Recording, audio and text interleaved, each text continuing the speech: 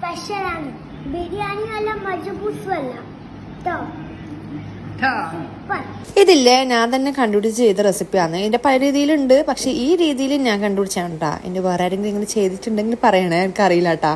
അപ്പം നമ്മളിതാ ചിക്കന് എന്താണ് കൊട്ടിൽ തന്നെ വേണമെന്ന്, കൊട്ടില്ലാത്ത തന്നെ വേണമെന്നില്ല, എല്ലാം അങ്ങ് എടുത്തിട്ട് ഇങ്ങനെ ചെറിയ ചെറിയ കഷ്ണമായിട്ട് മുറിക്കാട്ടോ. എന്നിട്ട് എല്ലാ മസാല പൊടി ഇട്ടിട്ട് ഇതുപോലെ പൊരിച്ചെടുക്കാം. ഇനി ഉള്ളി, തക്കാളി, കറിവേപ്പില, മല്ലിച്ചപ്പ്, പുതിന, പച്ചമുളക് ഇതെല്ലാം മുറിച്ചെടുക്കുക.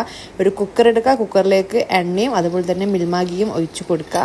അതിലേക്ക് പട്ട, ഗ്രാമ്പു, ഏലക്ക അങ്ങനെ മുതലായവയൊക്കെ ഇട്ട് കൊടുക്കുക. അതിനുശേഷം നമ്മുടെ ചൂടായ ശേഷം ഉള്ളി, തക്കാളി ഇതെല്ലാം അങ്ങോട്ട് ഒന്നിച്ചിട്ട് കൊടുക്കുക കേട്ടോ. അല്ല വേറെ വേറെ വയറ്റുന്ന സമയങ്ങളുണ്ട്, എല്ലാം ഒന്നിച്ചിട്ട് കൊടുക്കാം.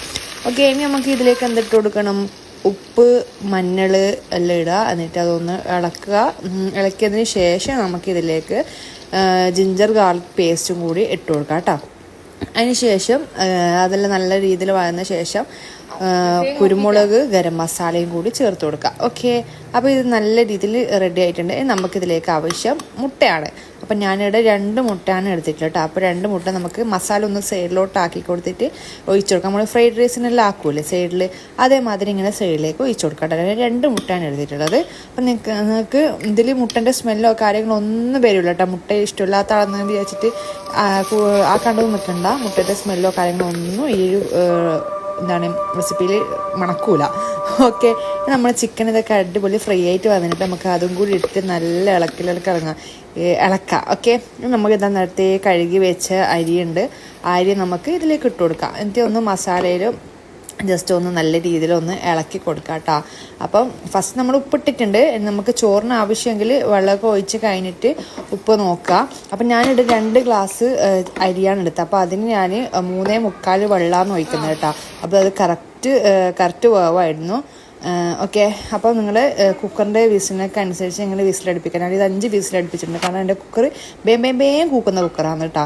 നമ്മളിത് നല്ല പാത്രത്തിലേക്ക് നമ്മുടെ chicken egg cooker rice serve ചെയ്തിട്ടുണ്ട്. അപ്പോൾ അടിപൊളിയിലേക്ക് കാണാൻ പറ്റും. നമുക്ക് നിൽക്കാൻ്റെ റിവ്യൂ കൂടി കേൾക്കാം.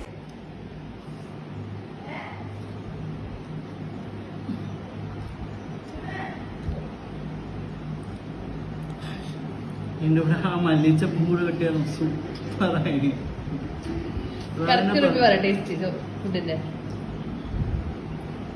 ബിരിയാണി സെയിം ടേസ്റ്റ് തന്നെയാ? വ്യത്യാസം ഉണ്ടോ?